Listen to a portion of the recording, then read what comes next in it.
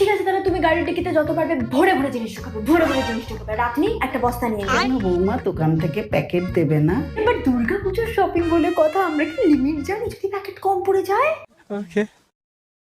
আইরে ছুটে আয়, পূজার কন্ঠা এসেছে, পূজার কন্ঠা এসেছে। Few hours later. হে ভগবান, কি ভিড় গড়িয়াহাটার প্ল্যানেটে। বাবা, পশ্চিমবঙ্গে গরিব কেউ নেই।